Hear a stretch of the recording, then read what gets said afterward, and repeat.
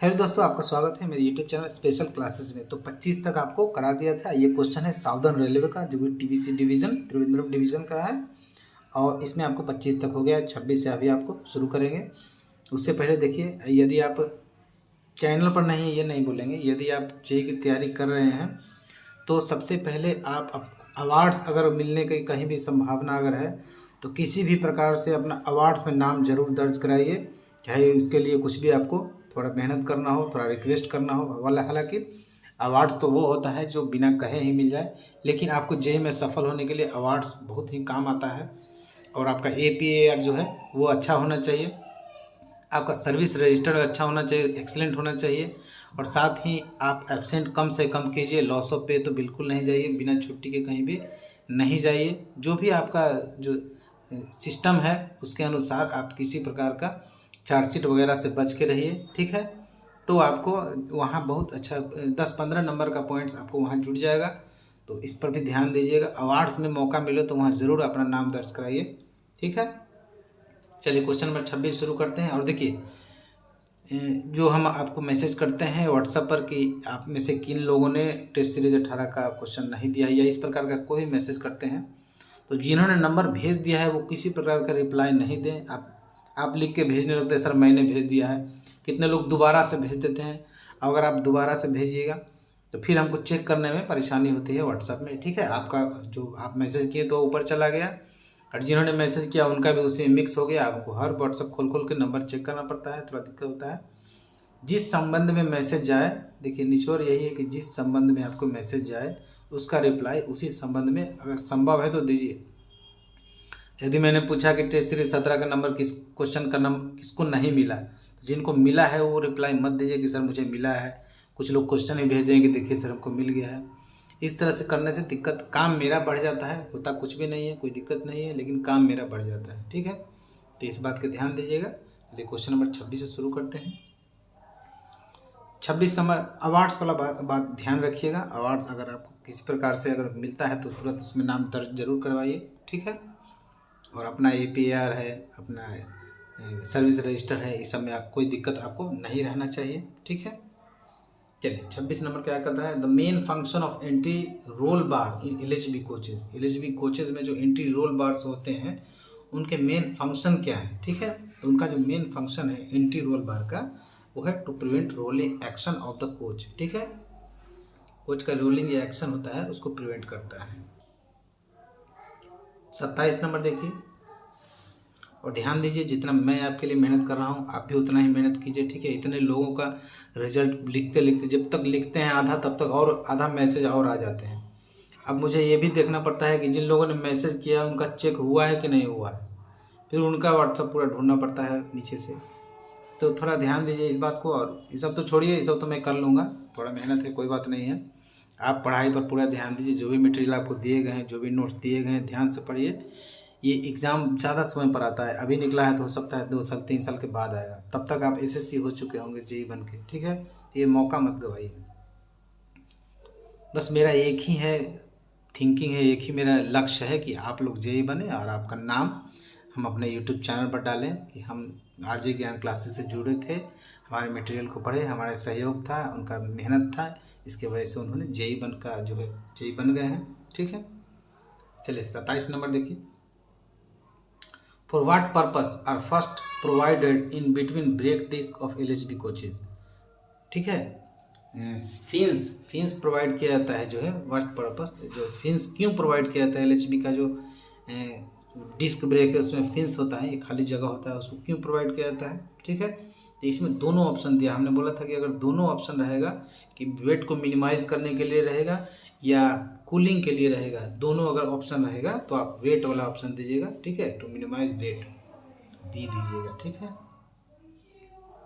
अगर एक ही ऑप्शन होगा, एक ही ऑप्शन रहेगा तो कूलिंग वाला दीजिएगा, ठीक है। वेट वाला नहीं दीजिएगा। जैसा आपको नोट्स में दिया गया है बिल्कुल उसी अनुसार चलेगा। अच्छा, एक जो आपको क्वेश्चन डाउट था कि एक व्हील सेट में एक व्हील पर ब्रेक डिस्क कितने होते हैं, उसमें आप 2 ही लगाएंगे, क्योंकि वही आपको मटेरियल में दिया हुआ है और वहीं से क्वेश्चन आता है, ठीक है।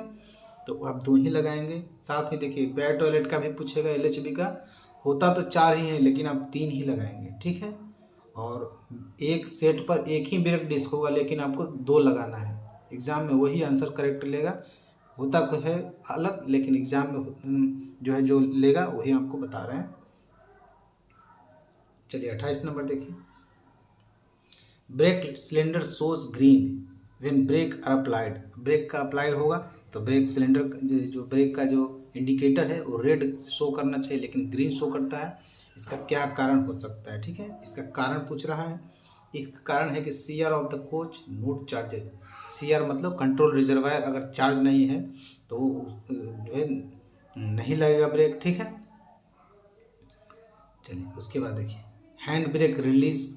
हैंड रिलीज वॉल्व जो है स्टक अप मतलब अटक गया होगा रिलीज पोजीशन में जाके, तो रिलीज ही रहेगा चाहे ब्रेक आप अप्लाई करते रहिए। ठीक है, हैवी लीकेज इन बीसी लाइन में हैवी लीकेज होगा, जो ब्रेक सिलेंडर का जो लाइन है उसमें अगर लीकेज होगा तो ही ब्रेक नहीं लगेगा। तो इसका हो जाएगा एनी ऑफ एबव, इनमें से कोई भी सही है। ठीक है, क्वेश्चन नंबर 29 देखिए।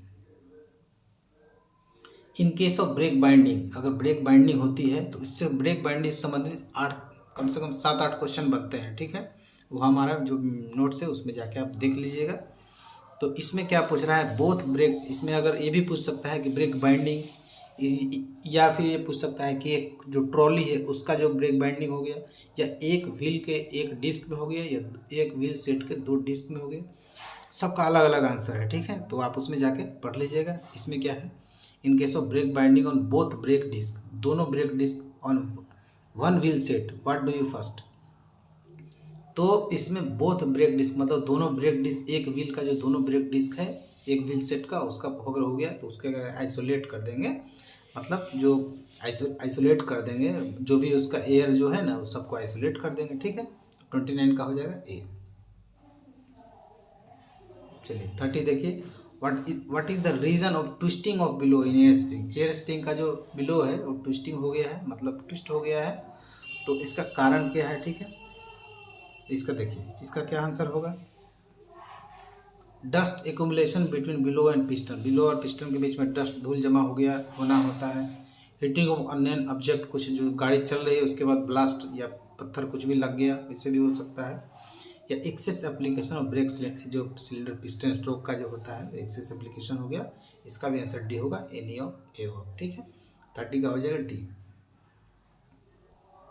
31 देखिए। How do you ensure if 2 coaches are definitely coupled. 2 coach अगर कपल हो गया है तो कैसे हम इंश्योर करेंगे कि 2 कोच कपल हो चुके हैं? ठीक है, तो इसका जो होगा, the rotary lock completely down, rotary जो है लॉक जो है कम्प्लीटली डाउन होगा। Inverted you should be clear, inverted you जो है एक यू होता है जो क्लियर होता है, इस तरफ से उस तरफ को होल में इस तरह से उस तरफ का चीज़ दिखाई देता है, उसको कहते हैं inverted you should be clear. ठीक है, uncoupling handle in down position, तो इसका हो जाएगा डी, ए एंड बी हो जाएगा। ठीक है, चलिए क्वेश्चन नंबर 32 देखिए। Frequency of D1 schedule, D1 होता है एवरी ट्रिप। ठीक है, उसको ट्रिप शेड्यूल भी कहा जाता है, तो इसका ए हो जाएगा। 33 देखिए। ए मिनी रैक हैव, सिर्फ LHB के चक्कर में नहीं रहेगा, और भी राजभाषा है, इंसेंटिव है, HOER है, लीव रूल्स है, पास PTO रूल्स हैं, ये सबको भी आपको ध्यान देना है। अगर मैथ अगर संभव हो, अगर आप IQ कोटा से एग्ज़ाम हो दे रहे हैं तो उसमें मैथ्स भी आएंगे, तो वो भी आपको करना है। ठीक है, a mini rake will have composition of minimum. A mini rake जो है कितना वैगन से बनता है, ये वैगन वालों के लिए है। तो देखिए इसका जो हो जाएगा आंसर हो जाएगा 20 वैगन। ठीक है, 33 का हो जाएगा बी। ठीक है, 33 का बी। 34 देखिए।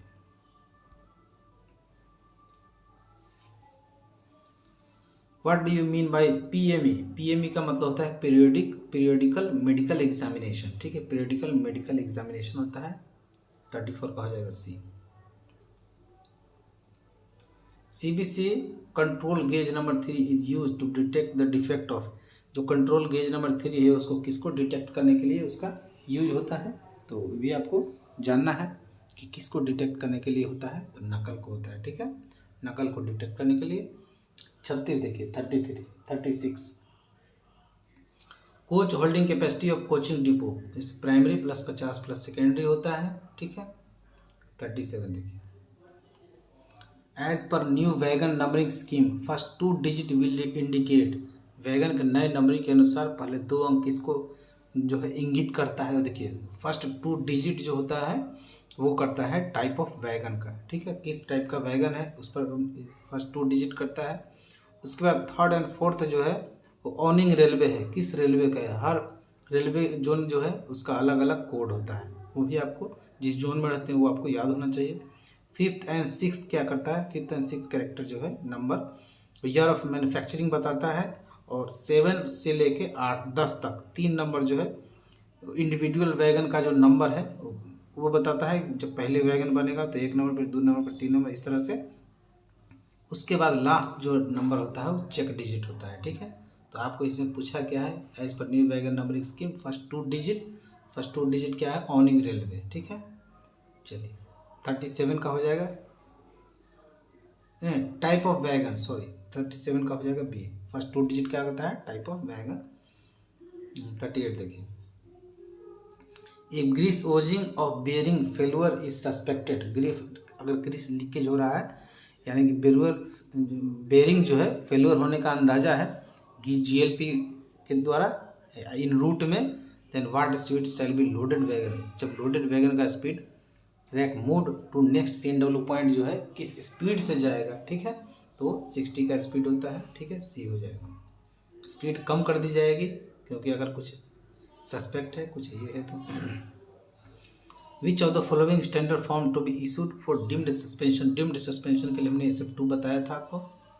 चलिए 40 देखिए, where is integral coach factory, यानी कि ICF कहाँ है, चेन्नई में है, ठीक है।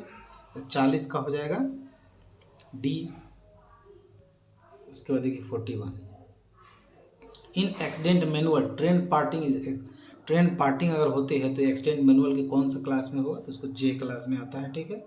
इसको लिखिएगा A, ठीक है। 42 देखिए, on what route pass can be issued. Pass जो जारी किया जाता है वो किस रूट पर होगा, तो पास जो है शॉर्टेड रूट पर ही जारी किया जाता है, ठीक है। इसका B लगाइएगा। हमने पास PTO और DX रूल से संबंधित नया ऑब्जेक्टिव जो बनाया है वो आपको सबको दिया है। अगर किसी को नहीं मिला हो तो उसको लीजिए, उसको पढ़ लिए। टोटल क्वेश्चन आपको उसी में से आएंगे, ठीक है।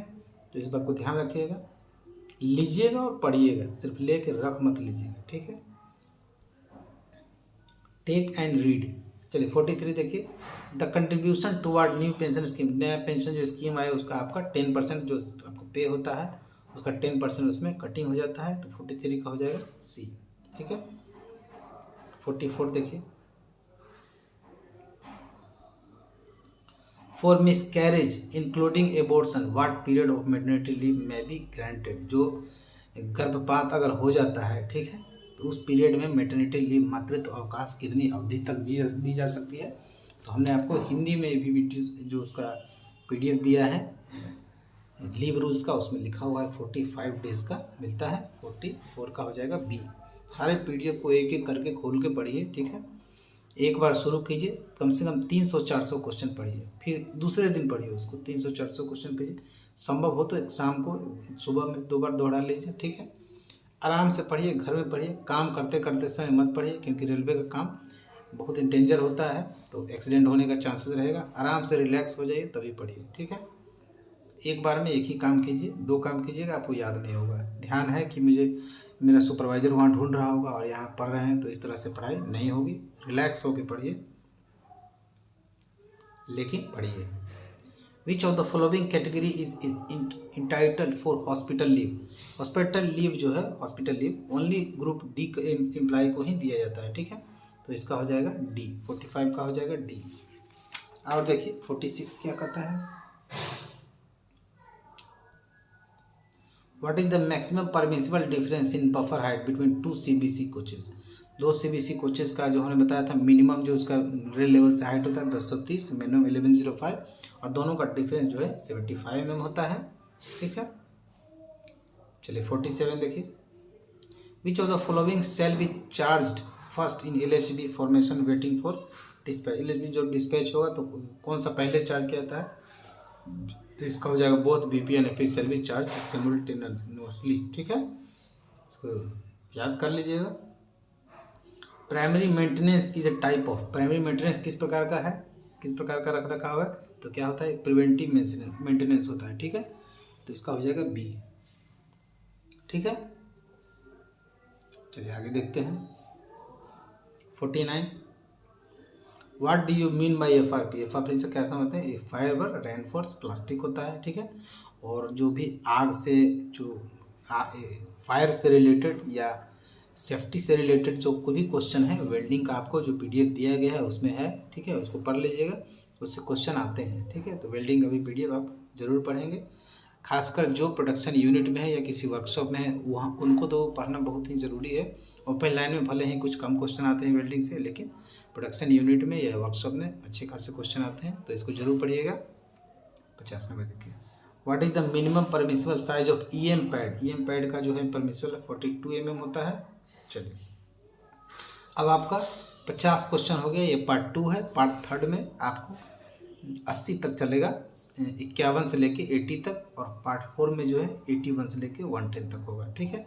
तो ये दूसरा पार्ट है। वीडियो अगर आपको, इसको लाइक नहीं करना है चैनल को, और ना ही देखिए इस चैनल पर कुछ भी रेलवे से रिलेटेड कोई भी वर्ड नहीं लिखना है, ठीक है। जो भी इससे संबंधित दिक्कत होगा सीधे मेरे व्हाट्सएप पर आप संपर्क कीजिएगा, वहीं उसका कमेंट कीजिएगा, ठीक है। रेलवे से रिलेटेड यदि आप कहें सर्च में आ जाएगा और ये भी चैनल वायरल हो जाएगा।